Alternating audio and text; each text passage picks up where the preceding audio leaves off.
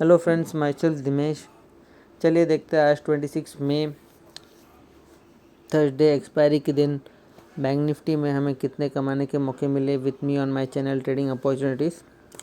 तो जैसा कि हमने कल डिस्कस किया था, हमने कल दो लाइन बनाई थी। एक लाइन कुछ इस तरीके से और दूसरी कुछ इस तरीके से। तो छोटे टाइम फ्रेम से समझने की कोशिश करते हैं कि आज मार्केट ने किस तरीके से एक्ट किया। तो जैसा कि हम कल डिस्कशन किया था, मार्केट ने बिल्कुल वैसे ही किया जिस पॉइंट पे मार्केट ने क्लोज़ किया था। मार्केट एग्जैक्टली उसी पॉइंट पे ओपन हुई।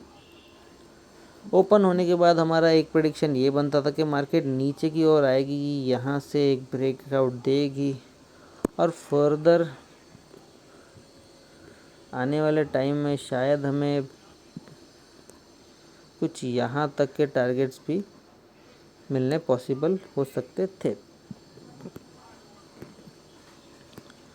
बट अगर हम प्रीवियस डे के ऊपर चले तो ये चीज़ मार्केट के लिए बहुत मुश्किल थी, क्योंकि प्रीवियस डे पे मार्केट ने क्लोज होने के बाद बहुत सारे सपोर्ट बनाए थे, जैसे कि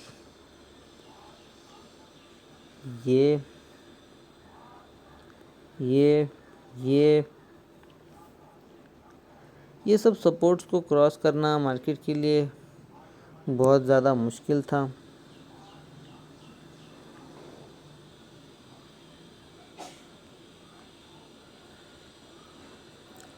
मार्केट ने बहुत ट्राई की ये सब सपोर्ट को तोड़ने के लिए, और यहाँ तक जो हमने डिस्कस किया था इस लेवल को ब्रेक करने के लिए यहाँ, बट ऐसा पॉसिबल नहीं हो पाया। मार्केट बिल्कुल ही असफल रहा वो सारे टारगेट्स तोड़ने के लिए, और मार्केट ने कहीं ना कहीं एक पॉज लिया। मार्केट ने यहाँ पे पॉज लेने के बाद कुछ बड़ी कैंडलें बनाई, एक ग्रीन एक रेड। अगर हम यहाँ पे गौर से देखें तो मार्केट यहाँ आई, मार्केट ने एक पुल बैक लिया, फिर से थोड़ा नीचे आने के बाद मार्केट ने एक प्राइस एक्शन दिया। यहाँ पे मार्केट ने एक डब्लू पैटर्न दिखाया।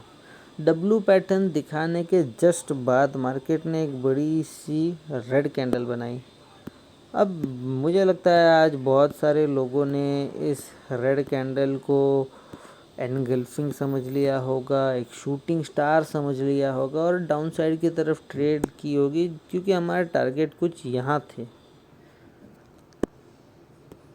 और सही भी है उनके हिसाब से। बट यहाँ पे कोई कंफर्मेशन कैंडल आई ही नहीं, उल्टा मार्केट ने यहाँ से एक रिवर्सल लिया और एक बड़ी सी ग्रीन कैंडल बनाई।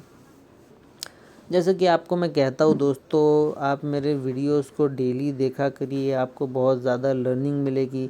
अगर आप बिगिनर हो तो आप मेरे वीडियोस को हर रोज़ देख सकते हो, स्टार्टिंग से देख के बहुत कुछ सीख सकते हो। और अगर आप कोई एक्सपर्ट ट्रेडर हो और आपके ट्रेडिंग के बीच में किसी कारणवश बहुत बड़ी गैप आ चुकी है, तो आप हर रोज़ के मेरे वीडियोस देख के या मेरे फॉर्मर वीडियोस को देख के बैंक निफ्टी के करंट सिनेरियो का पता लगा सकते हो।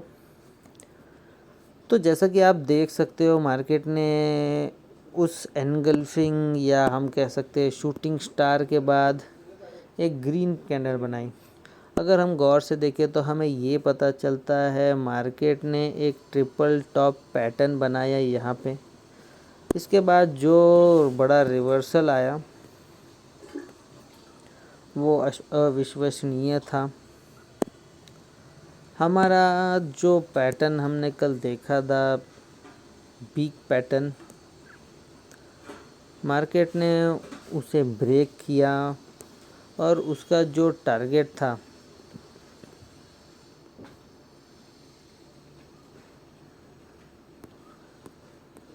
बड़े टाइम फ्रेम पे देख के समझते थे उसका क्या टारगेट था।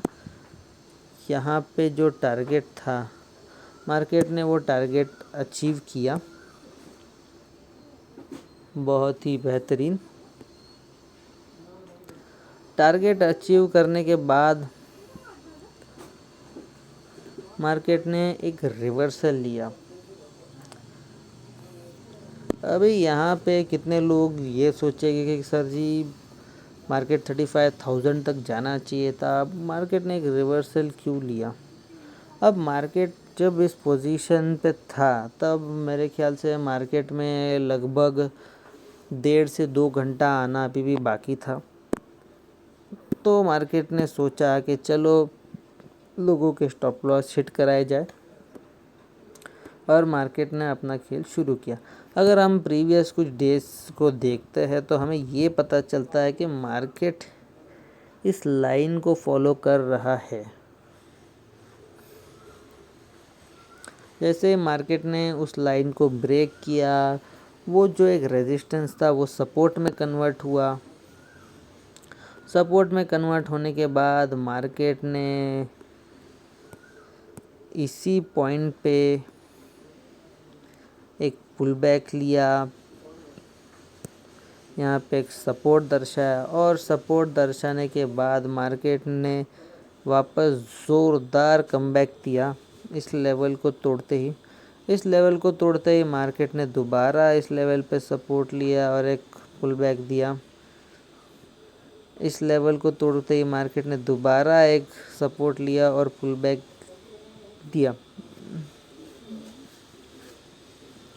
ऐसे करके करके मार्केट ने हमारा 35,000 का टारगेट तो हिट कराया, बट मार्केट 35,200 तक गई।